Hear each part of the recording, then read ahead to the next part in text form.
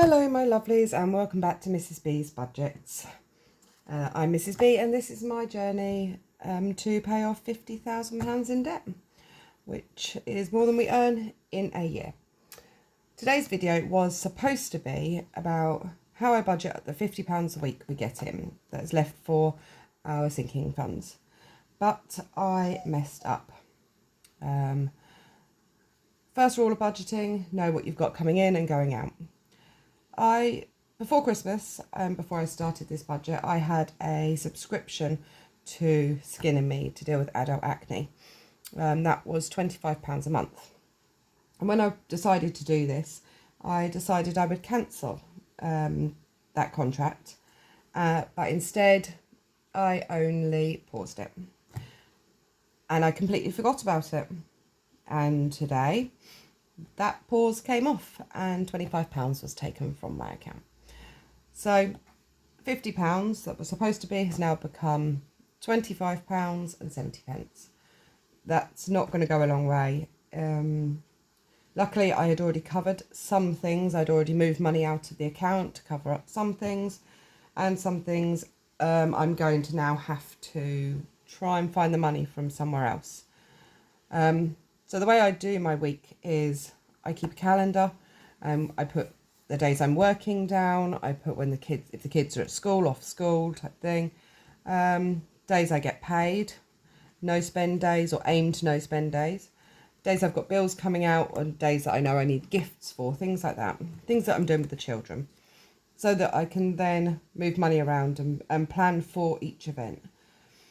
So obviously this £25 was supposed to cover this one. It was supposed to cover my daughter's phone that's coming out tomorrow. The rest then gets spread into different categories. So I've got self-care, Harry Potter, IXL, parent pay, birthdays, gifts, Christmas, takeouts, phones, household, pets, education, TV and movies, eating out, miscellaneous, and kids' days out. Kids' days out is just for spending money, little bit of pocket money for when they're out. Miscellaneous covers anything that I haven't thought of. Eating out is for my son has a group that he goes to for his home education that does rock climbing, and he goes every week if he chooses, and after that he always likes a snack.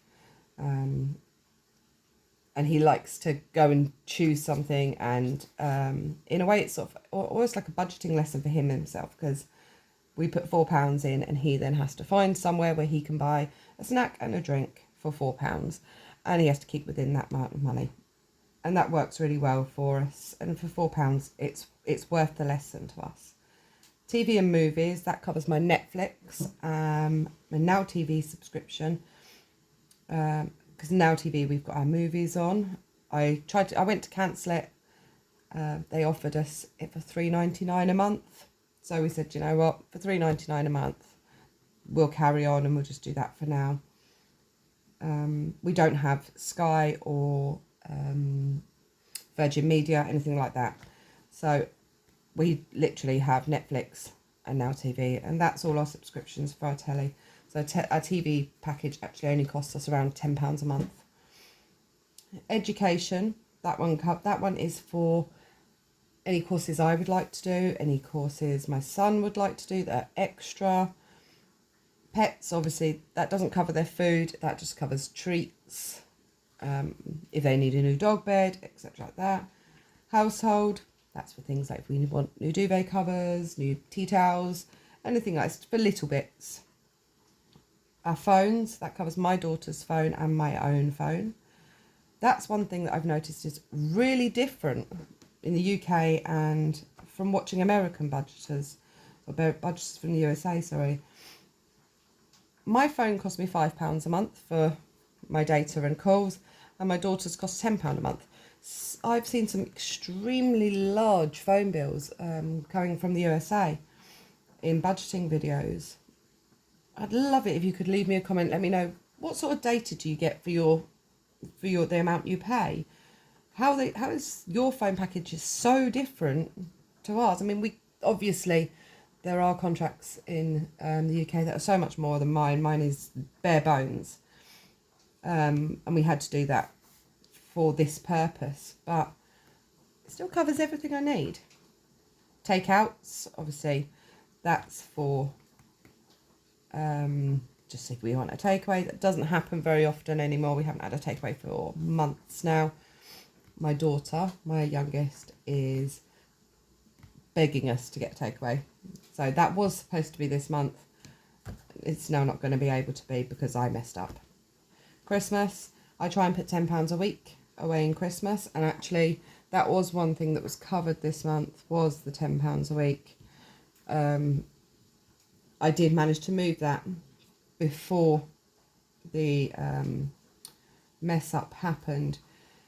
Gifts needed £15 this week because my daughter has a birthday from a friend. But actually, I think we might be able to move that to next week. So that one may be okay. Birthdays, that's just for little bits for their birthdays. I put £4 a week away, and they end up with £50 for their birthdays that they can spend on whatever they want. Parent pay, that's my daughter, both my daughters' food for school. So it's just snacks that they want at school, that they take a lunch with them if they want any snacks. IXL covers my son's learning package for his home ed. Harry Potter, this is a day out. Harry Potter, that's a day trip that I really want to take them. We don't live far from Harry Potter Studios, and I really want to take them there. Tickets are £160 for one adult and 3 children, and then they're going to need some spending money, which, as you know, in Harry Potter Studios, that is not going to be cheap. So we're aiming for about £310, £350, that sort of amount of money. So far I have £100 in that one. That's not going to get anything this week because, again, I messed up. Self-care covers, pretty self-explanatory. That just covers our haircuts and things. I'm a carer, so nails have to be kept short. I'm not allowed fake nails. Not allowed nail polish. So it really does just cover haircuts. You have to excuse me if I seem a bit scatty this week. It's because today is day 1 of not smoking. Because as you can see, I mean, there's quite a lot for £50 to cover as it is. And it doesn't cover everything every week. But if I was to add cigarettes to this as well, it doesn't work. It completely blows our budget. It's selfish of me to continue to smoke when the money could be going on other things. There's so little of it as there is, and I'm spending maybe half of it on cigarettes. That's not fair. So, day 1, take a deep breath, quit smoking. I am drinking a lot more tea. That usually helps us Brits get through anything. I've got nicotine replacement. I do feel a rise of panic when I think about not having cigarettes, which I find rather strange because I always think of myself as being I like to think of myself as being quite in control of things and my feelings and emotions. So to feel this rise of panic over something as simple as nicotine is quite scary. But no. So our £50 has now covered Christmas this week. It's covered the IXL. It's covered the birthdays, and it's covered some of gifts. The rest will have to be moved over into next week. And my daughter's phone, which is due this week, if we go back to here, my daughter's phone is due tomorrow. I'm not sure where I'm going to find that yet. That one may have to, I think I've got a slight buffer in my bills account. So I may be able to find £10 in my bills account to pay that. Stupid. But anyway, that's how this week is going to work.